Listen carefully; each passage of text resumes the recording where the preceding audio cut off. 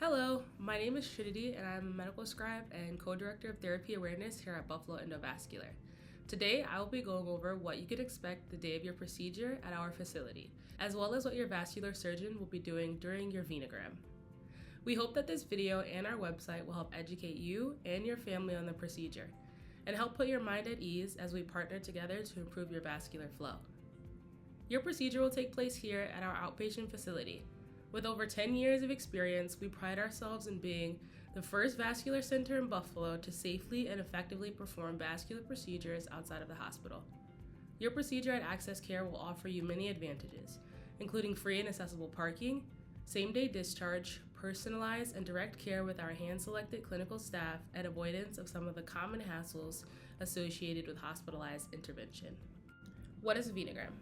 This is a minimally invasive procedure used in order to visualize blood flow in your veins, as well as detect the precise location of treatable blood clots.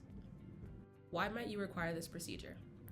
Most common indications for a venogram include deep venous thrombosis and venous compression. Deep venous thrombosis, also known as DVT, is a blood clot that forms in the veins. The clot can either partially or fully block the vein from being able to transport blood out of the legs. Clots can form due to blood pooling together around the valves in the veins. This causes symptoms in the legs such as swelling, skin tightness, and heaviness. DVTs can also pose a life-threatening condition called pulmonary embolism. A pulmonary embolism occurs when a portion of the blood clot in the legs breaks off and travels to the lungs. Having a DVT can also lead to long-term complications called post-thrombotic syndrome. Post-thrombotic syndrome occurs when the blood clot damages the valves in the veins, resulting in long-term swelling, discoloration, ulcers, and pain.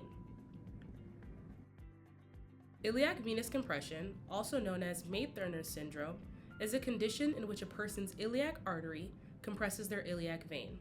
This limits blood flow from the lower extremity back to the heart.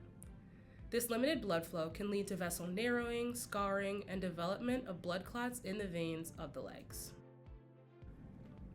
You will then be transferred to our procedure room where you will be given conscious sedation through your IV line. You will be awake during the procedure, however, conscious sedation medication will help you to be comfortable and relax, and many patients end up falling asleep. Your vascular surgeon will then apply a local anesthetic to your groin. You may feel a little pinch and burning sensation at first, however, the area will then become numb. Your vascular surgeon will then make a puncture in the groin to gain access to your femoral vein. Next, the surgeon will insert guide wires and long thin tubes called catheters, including an intravascular ultrasound catheter, and inject contrast dye in the vessel and will use X-ray technology to visualize the blood flow in your leg veins.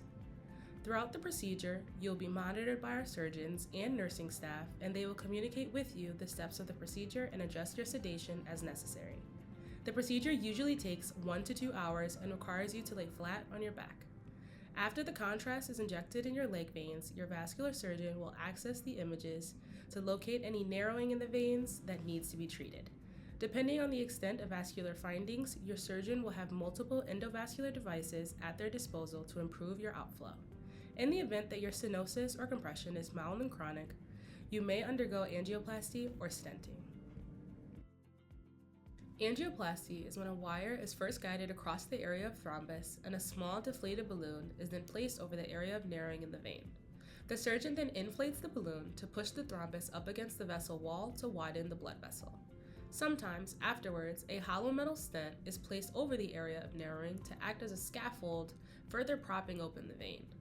These stents are very flexible and are designed to twist and turn with the body and vein movement.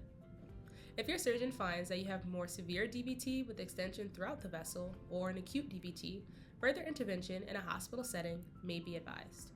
At the end of your procedure, your vascular surgeon will hold manual pressure to the groin to seal the vein puncture site. After your procedure, you will be transferred back to the recovery room where you will be monitored closely by our clinical staff as your sedative wears off. You will need to lie flat for at least 1 hour after the procedure as your artery puncture site seals. Plan on spending anywhere from 2 to 4 hours after the procedure with us. We will have drinks, snacks, lunch, and TVs available as you recover. Your nurse will go over the discharge instructions with you at that time.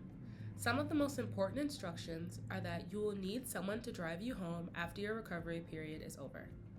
You will need to take it easy for the next 72 hours, so plan ahead to do any grocery shopping or laundry. No heavy lifting over 10 pounds or strenuous activity for the next 72 hours. No showering the day of the procedure or the next day. Gradually return to normal activity over the first week. If you have any additional questions, please refer to your surgical instruction sheet, our website, and our staff for more information. Thank you for choosing Access Care for your vascular care.